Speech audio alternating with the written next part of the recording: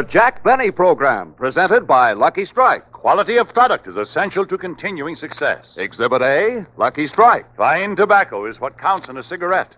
And year in, year out, always, Lucky Strike means fine tobacco.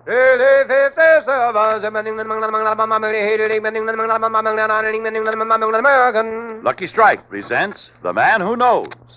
Colonel Hart Shoemaker, ace tobacco auctioneer of Lebanon, Kentucky, has sold over 300 million pounds of tobacco leaf. Recently, he said, I've seen the makers of Lucky Strike buy real quality tobacco, fine, ripe, mild tobacco. Yes, I've seen them do it at thousands of auctions. For my own cigarette, I picked Lucky's. At market after market, at auction after auction, independent tobacco experts like Colonel Shoemaker can see the makers of Lucky Strike consistently select and buy that fine, that light, that naturally mild tobacco. Remember, LSMFT. LSMFT. Lucky Strike means fine tobacco. And fine tobacco means real, deep-down smoking enjoyment for you. So smoke that smoke of fine tobacco, Lucky Strike. Yes, next time you buy cigarettes, ask for Lucky Strike. So round, so firm, so fully packed, so free and easy on the draw.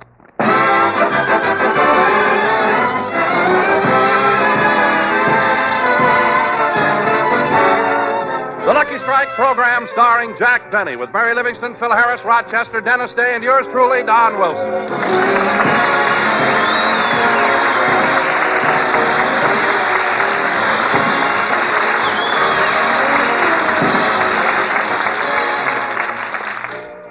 Ladies and gentlemen, for many years as an announcer, it has been my privilege to introduce a number of very important people.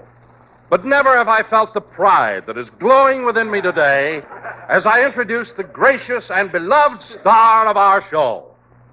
Well, Yes, ladies and gentlemen, it gives me extreme pleasure to present to you a man whose very benevolence has earned for him the admiration, respect, and everlasting love of millions. And here he is, Jack Benny.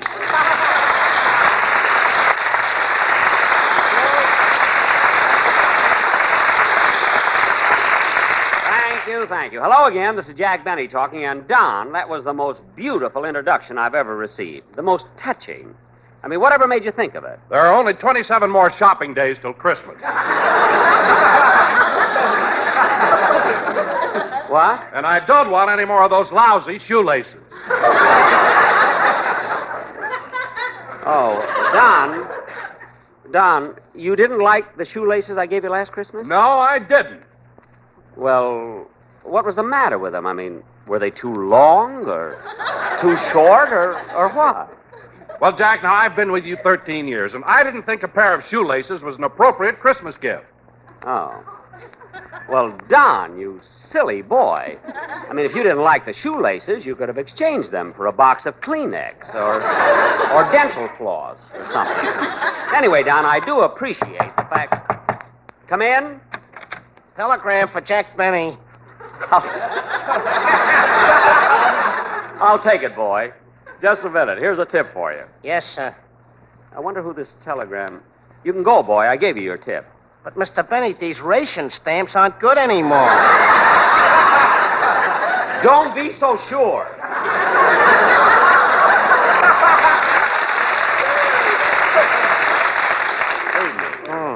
My bicycle was paid for. I'd punch him right in the nose.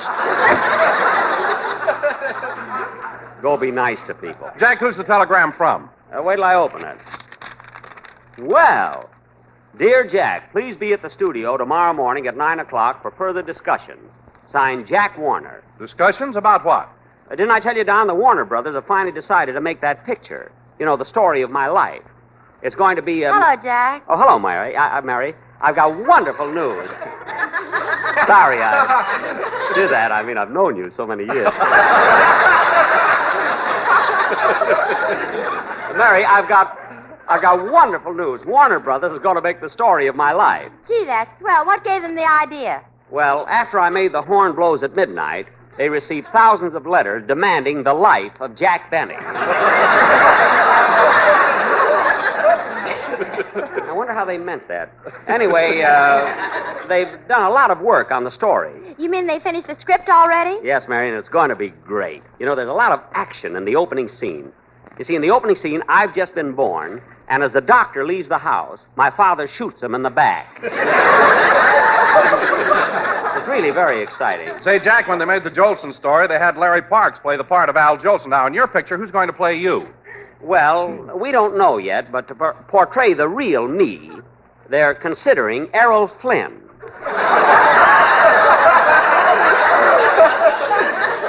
I guess it's the way I've lived, you know what I mean? Then there's also the possibility that they might use Clark Gable. Well, Jack, as long as it's a story of your life, why don't you play it yourself? Well, we thought of that, Mary, but we felt we needed someone who was attractive to women, you see. Oh, Jack, you're just as attractive to women as Clark Gable any day. Well, I wouldn't say that, Mary. I mean, that's sweet of you, but you see, Clark is a pretty handsome guy, you know. Oh, you're just being modest. You don't hear women talk about you like I do. Now, Mary, stop, will you? I'll admit I'm not homely, but what did the women say about me? You asked for it, brother. Never mind. If you want to know something, Smarty, it wasn't so long ago I had dozens of girls all around me. That's when you were playing with Phil Spitalny. Phil Spitalny. He still owes me 2 weeks' salary. Anyway, Hey, Mr. Benny, when I sing my song, do you mind if I... Oh, hello, Dennis. Hello. Mr. Benny, when I sing my song, do you mind if Did you just get in? Yeah. Mr. Benny, when I sing my song, do you mind if How do you feel, kid? Fine. Good. I broke my leg this morning, but I'm all right now.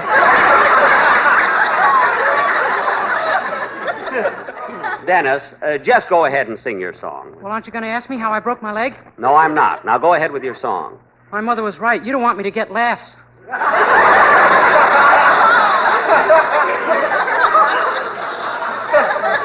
Not on silly things like that. Now go ahead and sing. Okay, but do you mind if I dedicate the song to my new girl? Oh, you have a new girl? What's her name? Thelma Gray, Hollywood 6265. Oh. Dennis, you didn't have to give Mr. Benny her phone number. I might as well. He'll force it out of me later.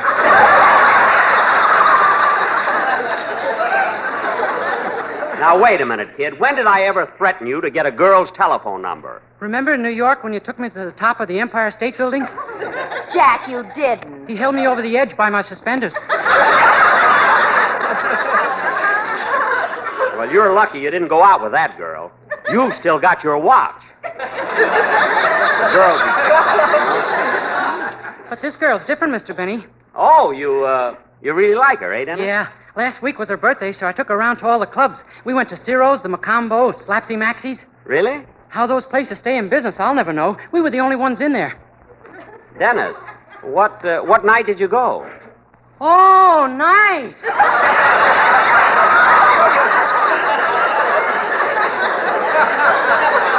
Oh, for heaven's sake, go ahead and sing, kid. Okay. Hollywood 6265. I must remember that. This time I'll leave my watch home.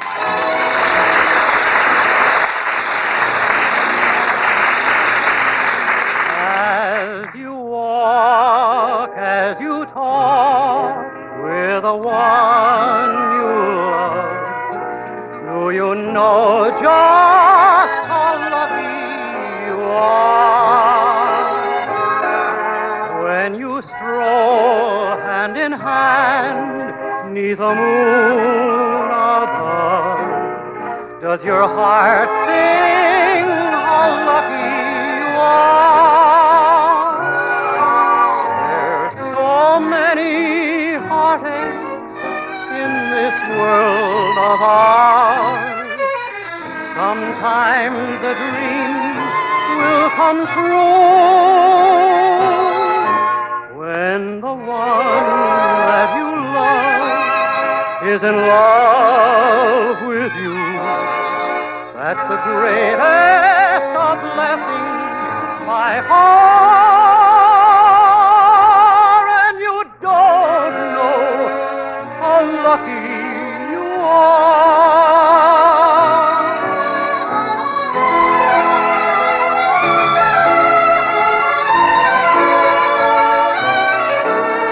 Does your heart sing how lucky you are? When the one that you love is in love with you, that's the greatest blessings I hope.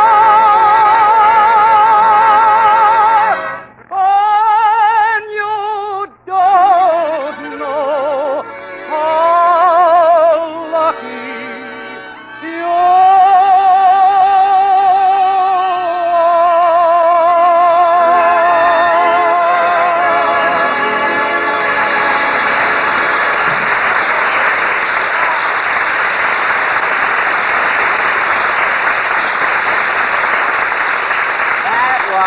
How Lucky You Are, sung by Dennis Day. Very good, Dennis.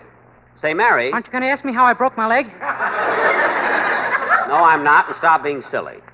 Now, what did I start to say? Oh, yeah, you know, Mary, I've been giving it a lot of thought, and I don't know just who would be the right one to play me in The Life of Jack Benny. Well, how about Van Johnson? Well, he's good, Mary, but he isn't quite old enough, you know. How about Cornell Wilde? No, he isn't old enough either. How about John Wilkes Booth? Oh, stop. John Wilkes Booth. He broke his leg, too. Dennis. Aren't you going to ask me how? No, I'm not. But, Mary, I think... Gee, I don't know. Hiya, Jackson. What's that dreamy look on your face? Oh, hello, Phil. I'm thinking. You know, Warner's is going to make a picture, the story of my life. We're trying to figure out who would be the right personality to play me. Why don't you play it yourself, Jackson? You're one of the greatest actors in show business. Huh? And coming from me, you know what that means. Yeah, there are only 27 more shopping days till Christmas. But getting the right guy is really a problem. Hey, Jackson, I got an idea. Why don't you let me play the part? I'd be terrific. I'm handsome. I got personality, sex appeal. What more do you want? Well, Phil... Think it over, Dad. I'm alive. I'm sharp. I'm a sort of a Mickey Rooney with just enough Roddy McDowell to hold me down.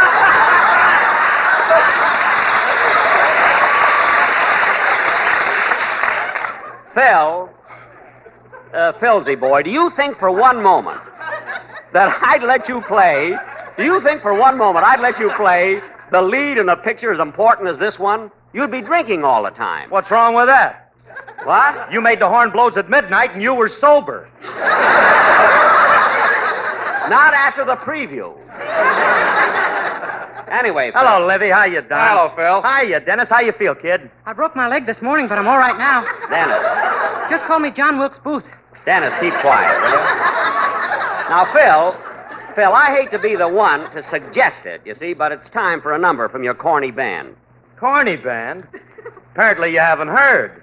Heard what? We were invited to go to England and play for the royal wedding. The royal wedding? Yes, sir, right in Birmingham Palace. Phil, that's Buckingham. If there's a buck in it, you'll know it.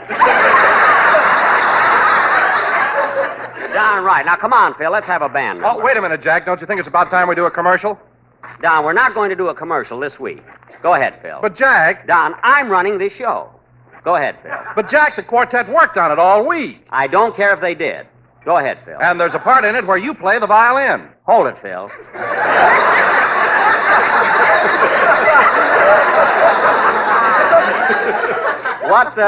What were you saying, Don? Well, the Sportsmen are going to do the Poet and Peasant Overture, and there's a place in it where you do a violin solo. Well, that sounds pretty good.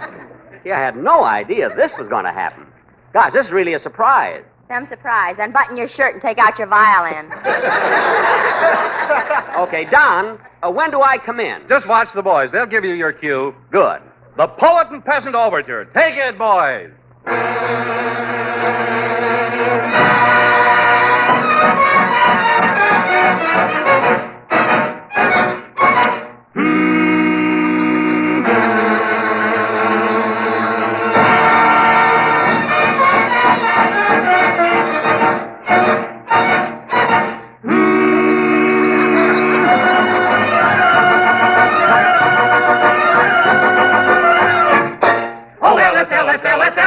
A lucky strike will always be the smoke for me.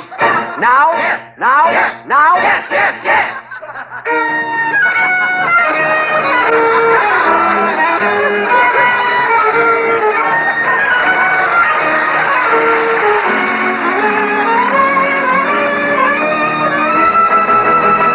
Good old LSMFT.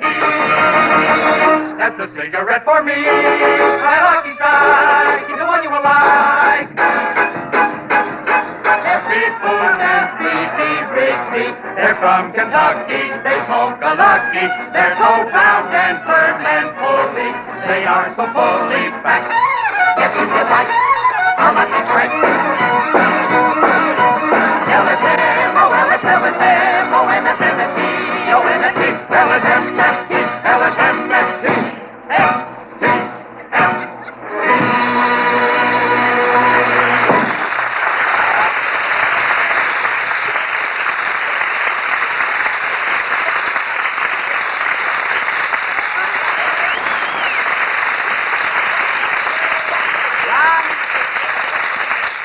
Don, that commercial was really wonderful. It really was. And thanks for putting a part in it for me.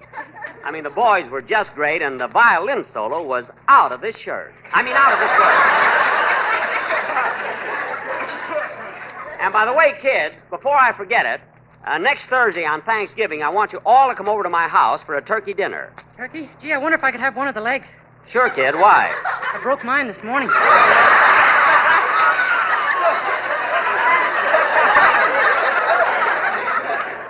Oh, for heaven's sake. Hey, Jackson, are you sure it's going to be a turkey?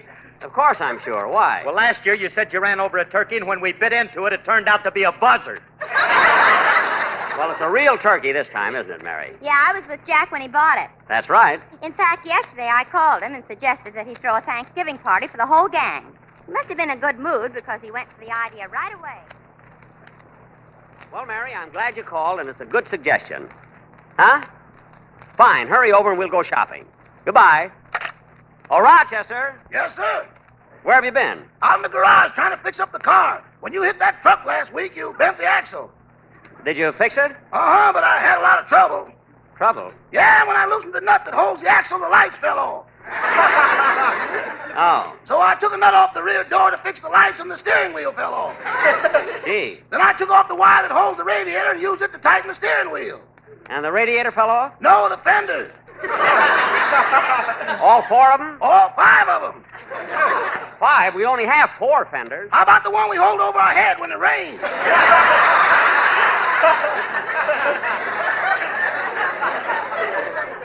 I thought we used the side door for that. No, we use the side door to close the trunk in the back. Oh, yes. Gee, I must have hit that truck harder than I thought. Say, boss, when are they going to come out with those new cars with the motors in the rear? In 1948. Well, congratulations, you're a year ahead of them. What? You mean the motor's in the back of my car? About 10 feet. Oh, stop making things up. Now, Rochester, I'm going to have the gang over Thursday for Thanksgiving dinner. What's in the refrigerator? The morning paper, a magazine, and your glasses. What? When that little light goes on, you ain't wasting it.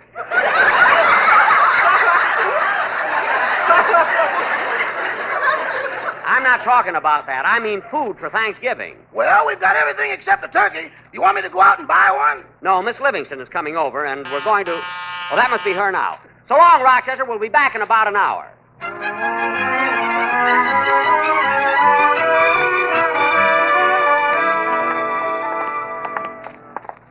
Gee, Mary, it's such a nice day. I'm glad we decided to walk to the market. Yeah, I'm glad Thanksgiving will be here soon. It's one of our nicest holidays. Yeah. And this year, we should all be so thankful. I know I am. See, when I wake up in the morning, I hear the birds singing. I've got the beautiful moonlight at night. I get all the fresh air I need, all the sunshine I want. So far, it hasn't cost you a dime. Yeah. Oh, Mary, look. Hey, Mary, look over there. Those boys playing football. Hey, Joey, kick it to me now. See, they're nice kids, Mary. You know, the bigger one is Stevie Kent. His folks live on the corner. Every time I go out for a walk, I stop and talk with him. Hey, Stevie, throw the ball over here. Oh, hello, Mr. Benny. Here it comes. Look out, I think it's too high.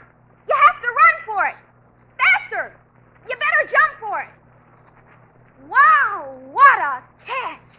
Hey, that was a good catch. I got to hand it to you, Mary.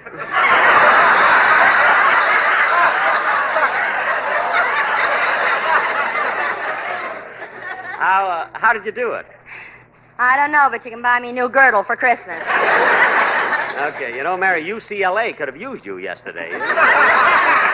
Yes, sir. Say, Mr. Benny, this is my friend Joey. Hello, Joey. Hello, Mr. Benny. You know, Joey, Mr. Benny was All-American fullback when he played football for Yale. Yale? And he broke the 100-yard dash record when he was in the Olympic Games. Gee whiz. Jack, did you tell Lee? And Mr. Benny pitched 2 no-hit games in the World Series. When he was with the New York Yankees. The Yankees? Oh, I was just lucky, that's all. Say, Mr. Benny, tell Joey about the time you knocked out Jack Dempsey. Oh, it was nothing. You see, it happened in the first round.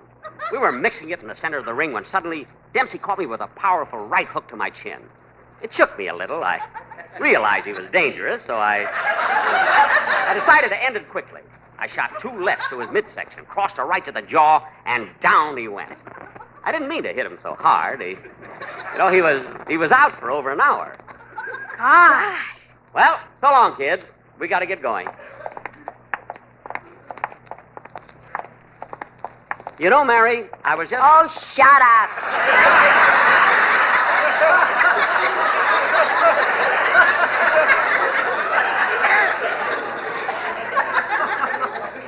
Well, look, Mary, I only tell the kids stories like that because it helps them if they have a hero to look up to. Some hero. Anyway, I just tell the kids harmless little stories. I don't exaggerate too much. Oh, look, there's little Georgie Foster. Isn't he cute? He's only 4. Look at him. Hello, Georgie. Hello, Mr. President.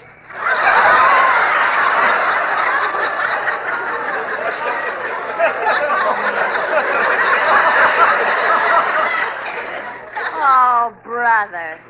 Mary, I never told him that. He's just ad-libbing. Come on, here's the market. Let's see. Oh, there's the poultry department over there. Come on, Mary. Okay. And, Jack, remember what you promised. This time you're going to get a nice big turkey, not like the last one you got. There was nothing small about that turkey. Go on. You didn't have the heart to chop its head off. You beat it to death in a badminton game. Mary. And I got stuck with the part that went over the net last. Mary, stop trying to switch old jokes, will you? Now, let's walk over to the counter and see... Hello, Mr. Benny. Oh, hello, Mr. Kitzel.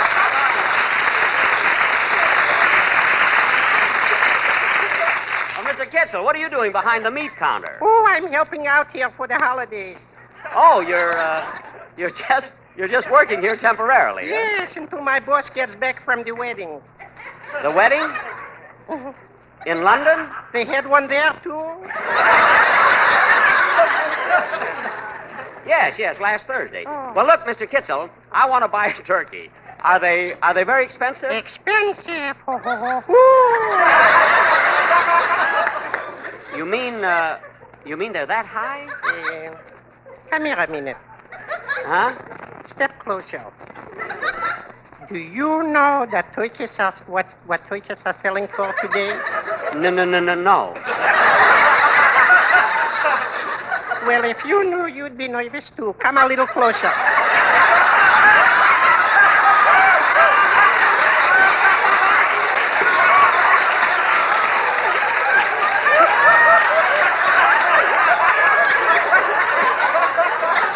Come closer. Huh? Lean over a little. What? 80 cents a pound. Well, why do you have to whisper it? I don't want the turkey should get hammy. 80 cents a pound. That's a lot of money for turkeys. Say, they got to live too. I suppose so. Say, Jack, while you're getting the turkey, I better shop around and get some things for the stuffing. I think I have everything at home, Mary. Well, what about cracker crumbs? Oh, I got plenty there. Stale bread? 2 loaves I've got. Oysters? 1 can. Sage? 38. What? Oh, I thought you said something else. Yes, we have everything. Well, Mr. Benny, what's your pleasure if I can be so accommodating? Well, I'd like to get a live turkey, about 25 pounds. The live turkeys are over there, down by the end of the counter. Oh, yes. I think I'll take that one on the right. You know, it looks nice and plump. Put down your glasses, that's my wife. Oh, yes. I wish I could get 80 cents a pound for her.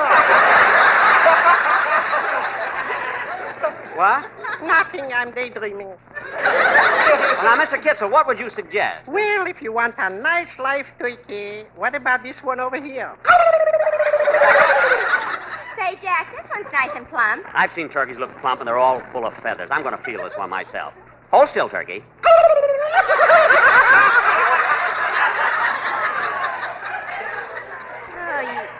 you and your cold hands.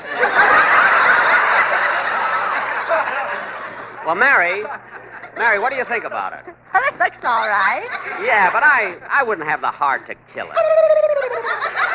Oh, just look at its eyes. The same color as mine. Sultry summer blue. Oh, Jack, stop being so sentimental. You've already given up eating strawberries because they remind you of Phil Harris's eyes. Mary, Mr. Kittle, how much does this turkey weigh? About 36 pounds. My scale is broken.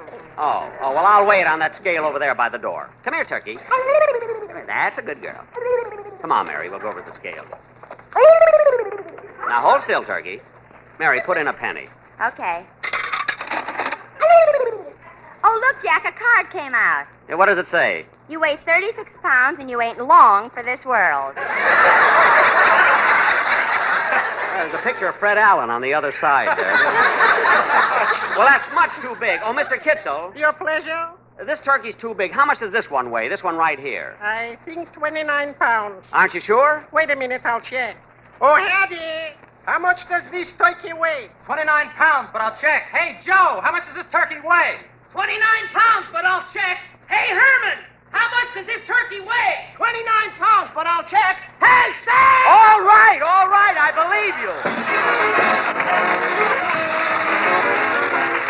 Jack will be back in just a minute, but first, quality of product is essential to continuing success. And Lucky Strike means fine tobacco. LSMFT. Yes, Lucky Strike means fine tobacco. And fine tobacco is what counts in a cigarette.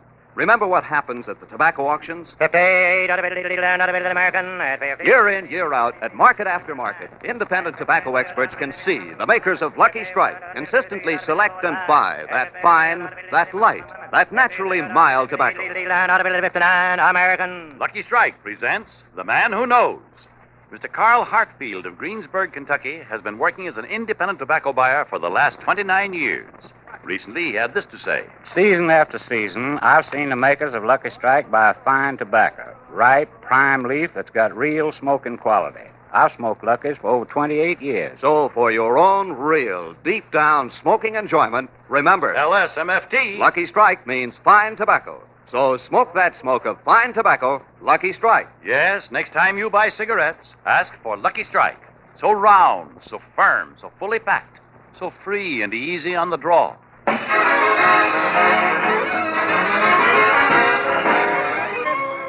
Good night, folks.